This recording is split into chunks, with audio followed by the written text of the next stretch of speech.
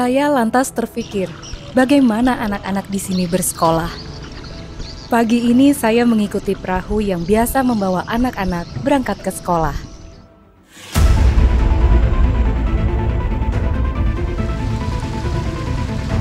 Halo adek. Awas basah sepatunya. Wah, hati-hati. Iya, oke. Dari sini masih jemput teman-teman yang lain nggak, Kak? Ya. Masih ada yang lain? Berapa orang tuh biasanya satu perahu kalau berangkat? Kurang lebihnya berapa kira-kira? 5 orang? Itu ada lagi tuh Kak, kayaknya jemput lagi ya? Anak-anak tak dikenakan biaya. Perahu ini merupakan swadaya warga yang biasa digunakan untuk antar jemput. Setelah perahu penuh, saatnya menuju ke sekolah. Tapi saat di tengah perjalanan, saya menjumpai fakta yang mengejutkan. Ada yang pernah minum dari sini? Pernah. Kamu pernah? Ini Timbah dulu, ini ditimba. baru minum.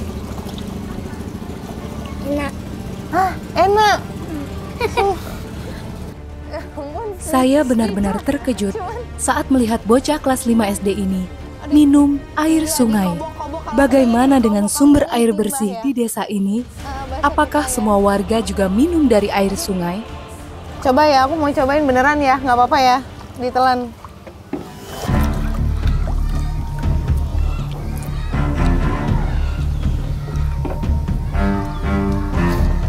Tawar sih, tawar, tapi lihat sendiri ya warnanya ya gitu ya. Cuma gitu maksudnya Adit ditimba tuh biar dibersihkan dulu dari kotoran gitu. Ya ampun, tapi kamu selama ini nggak sakit perut, nggak apa? Nggak. Airnya baik.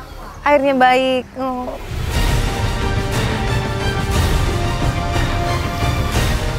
Tepat jam 8 pagi, Adit dan kawan-kawan tiba di sekolah terapung mereka.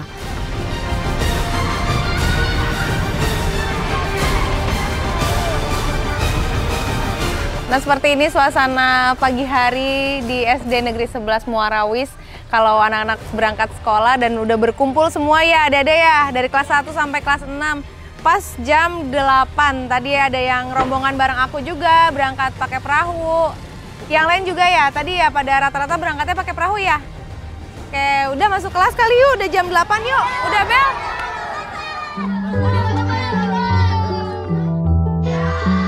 Kondisi minimnya air bersih dipertegas oleh Norsiah, guru SDN 11 Muarawis. Norsiah yang telah mengajar selama 10 tahun di sini, mengatakan bahwa sumber air di sekolah juga berasal dari sungai. Kalau di sini anak-anak kendalanya apa sih perihal sekolah gitu? Kalau kendalanya mereka kalau ndak ada jembatan nih sampai ke belakang rakit mereka, terpaksa mereka pakai perahu. Kan jembatan ini kadang kan ndak sampai ke ujung kan? Nah, mereka diantar oleh orang tua atau mereka bawa cas sendiri. Kalau melihat dari desa yang memang di terapung seperti ini ya, sumber air gimana Bu? Kalau di sekolah gimana Bu biasanya? Sumber airnya? Iya. Ambil airnya dari Sungai? sungai. Oh, gitu. Tapi ini sudah mengalir air, apa itu? Ada air di situ tuh, air bersih. Oh, gitu. Sudah mengalir juga, tapi kan kemarin tuh ada kendala. Jadi kami ambil air sungai.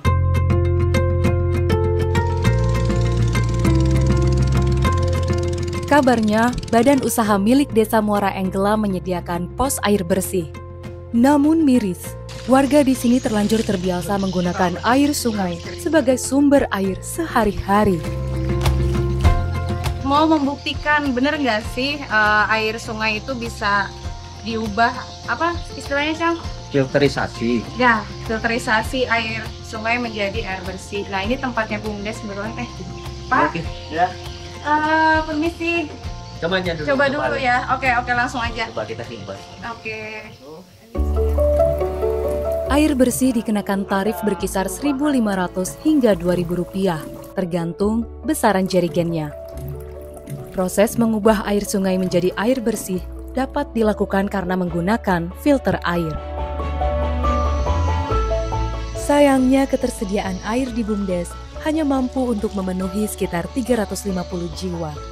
Padahal warga di Enggelam tercatat berkisar 700 jiwa. Artinya hanya 50% saja yang bisa menggunakan air bersih dari BUMDes. Sedangkan sisanya masih mengandalkan air isi ulang yang didatangkan dari Muara Muntai. Nah sekarang kita coba buktikan seberapa jauh sih perbedaannya air sungai sama air yang sudah difilter. Yuk Pak.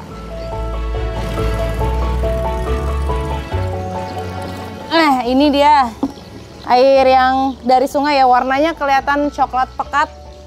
Terus mau dibandingkan dengan air yang sudah ini nih, yang dari jerigen. Apa dari selangnya langsung aja ya? Oke. Oh, wah, jauh.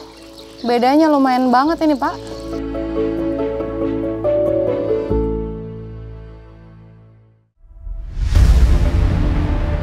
Menyelami desa Muara Enggelam seperti melihat potret kehidupan yang hampir tak ditemui di tempat lain. Desa yang dihuni oleh lebih dari 700 penduduk ini hanya memiliki akses air yang menghubungkan mereka dengan dunia luar. Maka tak heran jika seluruh aktivitas warga terpusat di perahu.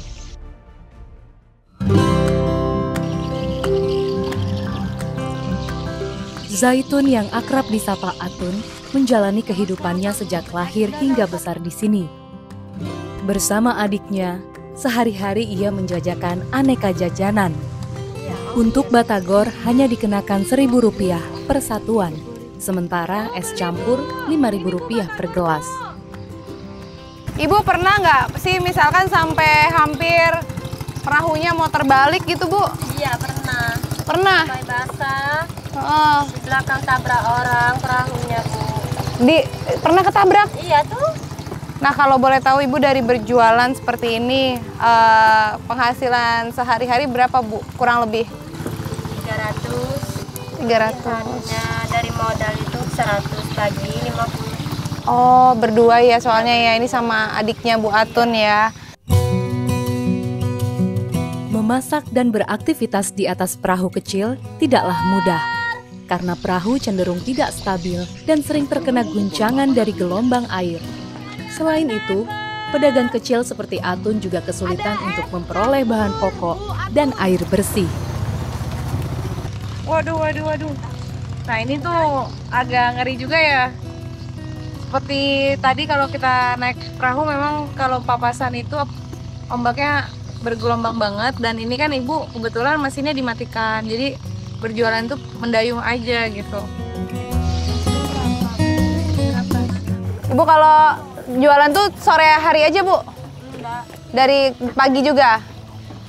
Dari kadang jam 11. Oh gitu, 2 kali ya, Bu ya?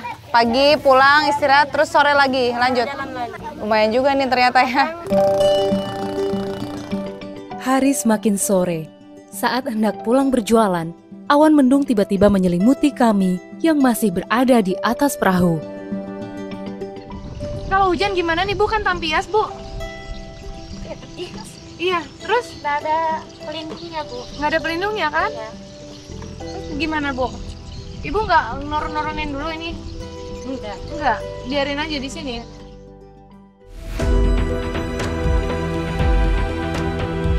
Atun rutin berbelanja ke warung kelontong untuk memenuhi bahan bakunya.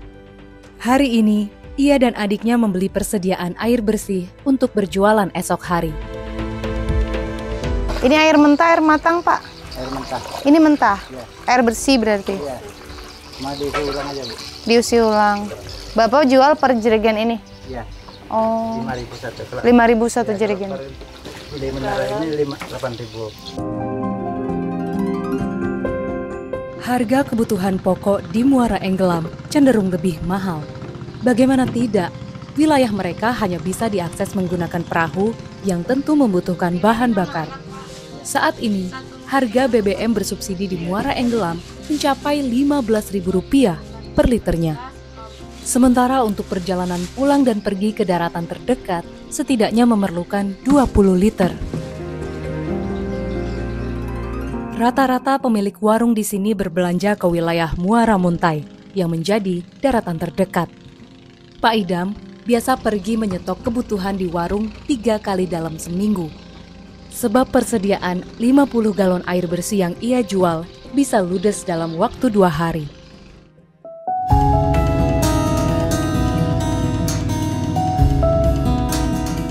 Atun tinggal bersama keluarga dan adiknya. Ia memiliki 3 orang anak yang masih kecil. Sementara Ferdi, suami Atun, merupakan seorang nelayan yang biasanya tidak pulang semalaman karena menangkap ikan di tengah danau. Penghasilannya cenderung tak pasti. Saat Ferdi pulang, merupakan waktu yang paling dinantikan Hafiz, putra bungsu mereka. Sehari-hari, keluarga Atun seperti halnya kebanyakan keluarga di sini yang kesulitan air bersih. Penggunaan air tuh Bu untuk minum, cuci beras, cuci sayur-sayuran. Kalau air di sini takut dampaknya kan air limbah dari hulu sana. Daripada sakit, lebih baik beli. Ada musimnya, gatal-gatal. Pengaruh air surut bisa juga. Ada hal yang Ibu pernah sesali dalam hidup Ibu? Tidak bisa temu orang tua. Nggak bisa ketemu sama orang tua? Kenapa, Bu? Jauh, Bu. Bapak saya di Banjar, jauh ongkosnya. Ibu ditinggalin sama Bapak Ibu? Sejak kapan? 3 tahun yang lalu. Kalau malam nangis, Bu. Kalau video call sama Bapak.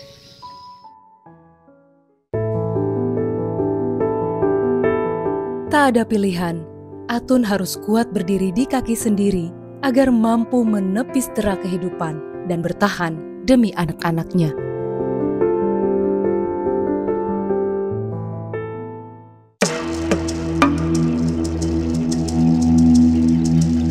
Di sudut lain desa terapung, saya bertemu Bu Eka, ibu rumah tangga yang memiliki 6 orang anak.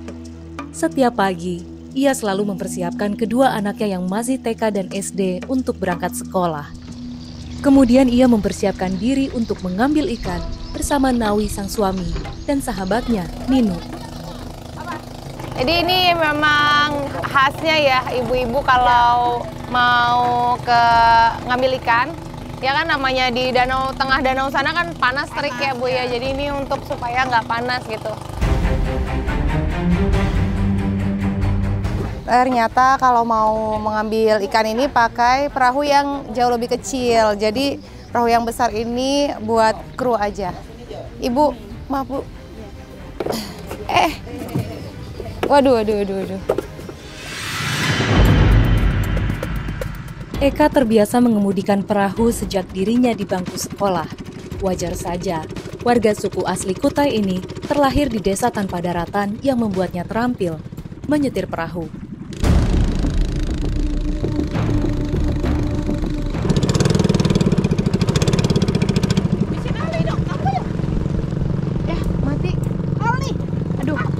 Waduh, mesinnya tiba-tiba mati kayak gini.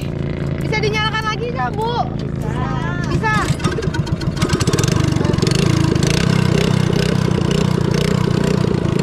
Kirain apa ya?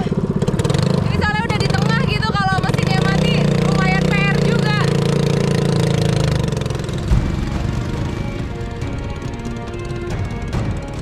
Kami akhirnya tiba di titik mengangkat jaring ikan di tengah danau melintang.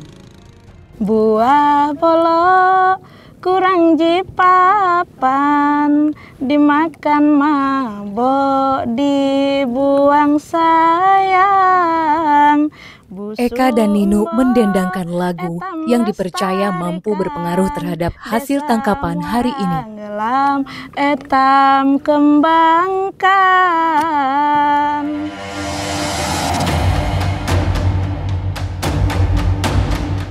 Jaring sepanjang 10 meter yang digunakan Pak Nawi hari ini mendapatkan banyak ikan kecil.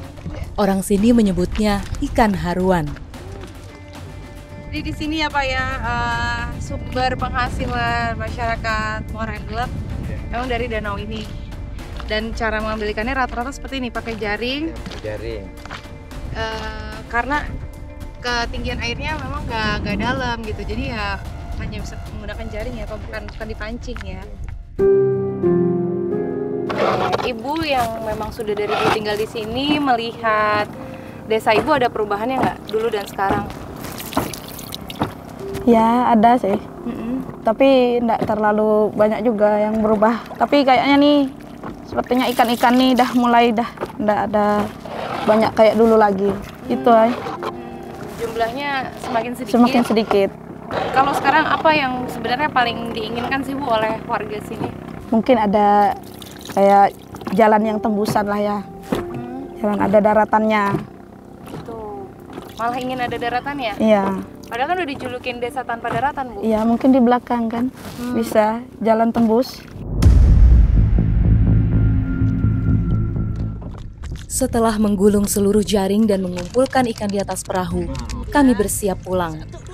Hasil tangkapan hari ini terbilang banyak, namun sayang tidak sebanyak dulu. Pak Nawi, ini udah selesai semua ya? Ya sudah. Wah, ini kira-kira berapa kilo dapatnya Pak? Segini Pak?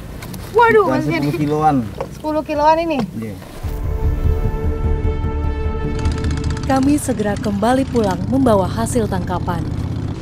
Meski melekat sebagai warga desa terapung, sebenarnya warga Enggelam juga ingin mempunyai akses darat. Sehingga diharapkan mampu menunjang kondisi ekonomi mereka lebih baik. Bisa menjual hasil tangkapan keluar desa tanpa mengeluarkan ongkos bahan bakar yang mahal. Bu Eka menyimpannya hingga nanti sang pengepul tiba menjemput bola. Sayangnya tangkapan ikan seperti ini hanya laku Rp5.000 per kilogramnya.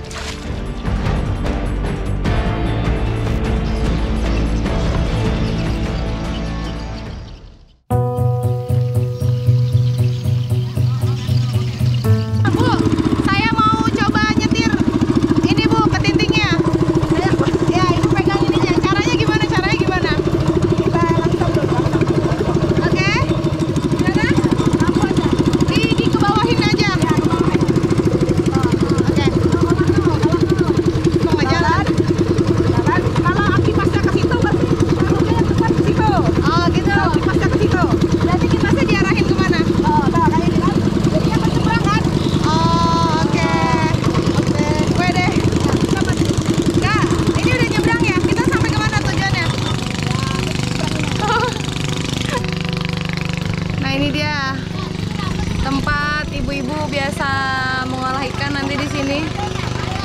Mana geng ibu nih, udah rame belum? Oke. Wah, ini ternyata ada adik-adik lagi pada KKN ya?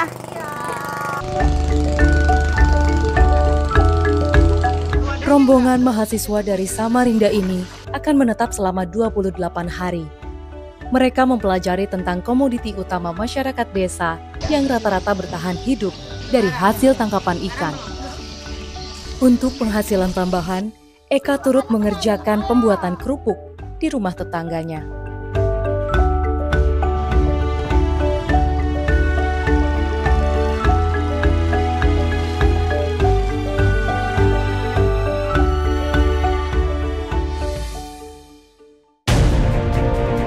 Di sini gak ada jembatan sama sekali. Jadi inilah satu-satunya akses warga. Mau itu naik motor, mobil, semuanya nyebrang pakai sampan ini.